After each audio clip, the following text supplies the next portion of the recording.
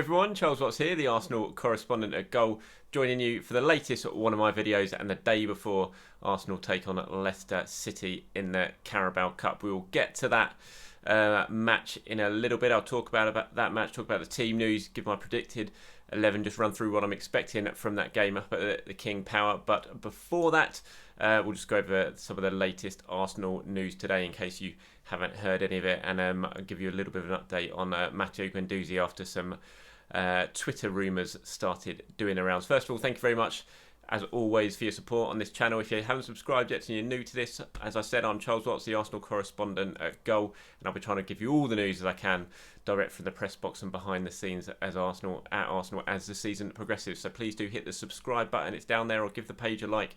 All your support is very much appreciated as always. Right, so let's start with Matteo Guendouzi, shall we? The French midfielder, still not seen him at Arsenal since that incident at Brighton last season, just after the restart. Now, we all know what's going on with Guendouzi. We all know that Arsenal are trying to get him out and have spent the summer trying to move him on. Not happened yet. Hasn't featured yet in the two league games this season.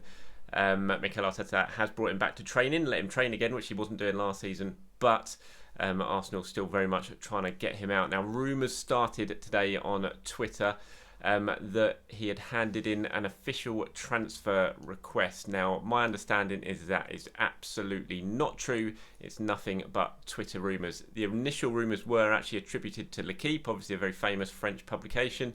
But when you did a little bit of sort of investigating, there was no genuine source there. There was nothing on the L'Équipe website. There was nothing on the L'Équipe social media channels. It all just seemed to start from a few Twitter rumours.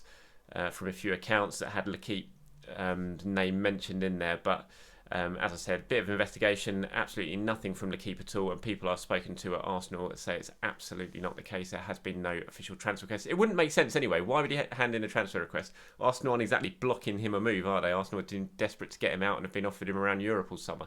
So it just doesn't make any sense. Just handing in a transfer request, all that does would lose Guendouzi money. Because he'd forego some bonuses and things like that to try and force his way out. So absolutely not the case. Guendouzi, no transfer request, but still could well leave before the transfer window, which is in a couple of weeks' time, because Arsenal really want to get him out, as has been the case all summer. Yet to find a buyer yet to find a taker yet, even if that's on loan with an obligation to buy next summer. But we'll have to wait and see. There's a lot of stuff still to happen in this transfer window in the final 2 weeks.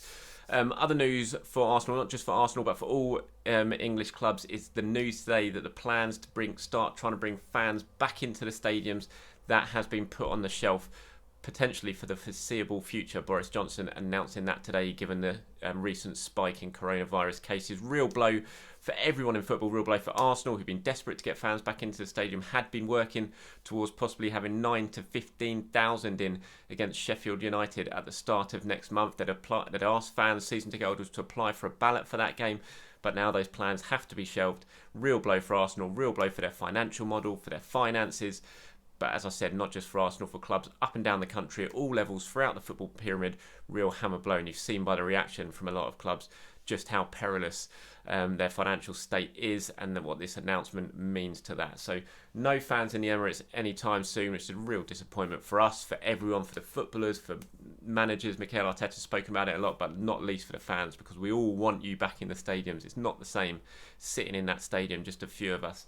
As privileged as I am to be one of the few in those grounds, I just look around at every single game, desperate to see it full again, and to hear that atmosphere and that noise of celebrating a goal. But one day, fingers crossed, it will happen, and we'll soon have fans back in the stadium. But it's not going to be for the foreseeable future. Right, let's talk about tomorrow night's game, shall we? Arsenal versus Leicester in the Carabao Cup. Third round. I will be heading up to the King Power Stadium for what's pretty much going to be reserve team versus reserve team. I'm not envisaging both managers to take this one too seriously at all and not take too many risks with their senior players.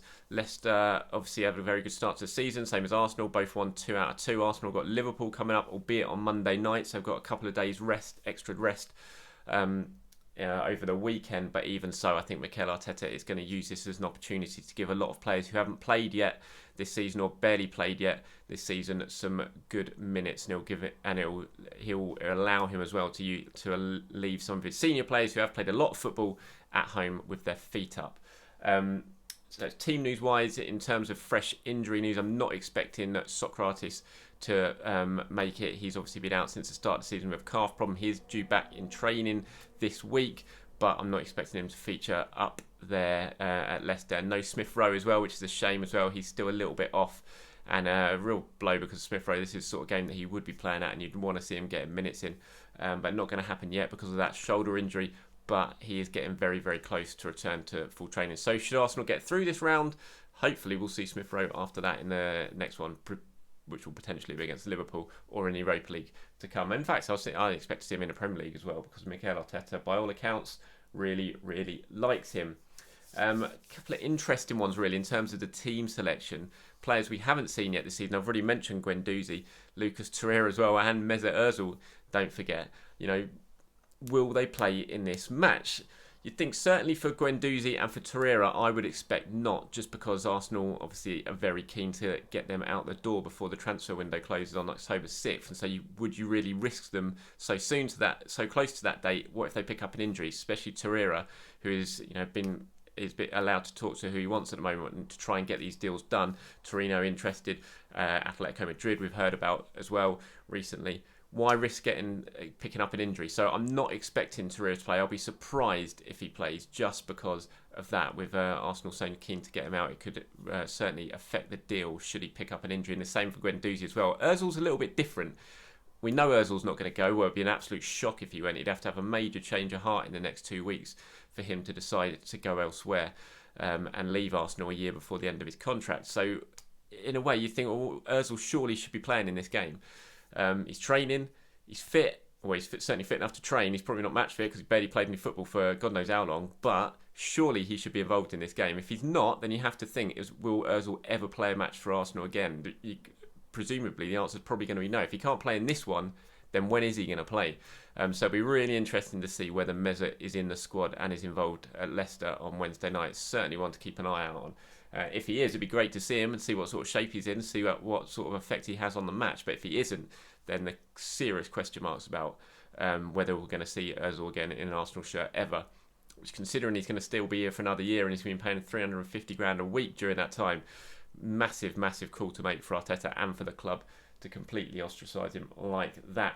Probably going to see a couple of debuts, I'd expect. William Saliba, obviously not seen him yet in the Premier League, been left out of the two squads, somewhat surprisingly, against Fulham and against West Ham, but you'd expect he'll certainly come into this one. So I'm expecting to see Saliba in the defence at the King Power, and Runar Alex Runarsson, the goalkeeper who signed yesterday, completed his move from Dijon. Certainly is expected to be involved as well. So could well be seeing two Arsenal debuts tomorrow at Leicester. Interesting to see how those new boys go. If Saliba does start, then certainly all eyes will be on him to see how he gets on. Like I said, a little bit of surprise for everyone that he's not been involved yet. Everyone wants to see him. There's so much expectation about Saliba that everyone wants to watch him and see what he's like. This towering presence in the defence that we've heard all about.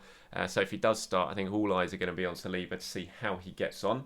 Right, my predicted 11. I'm just going to look down here because it's such a changed team. I'm going to go with Runarsson in goal. My defence, I'm going to stick with the same formation we've seen from Arteta recently, so the 3-4-3 type formation.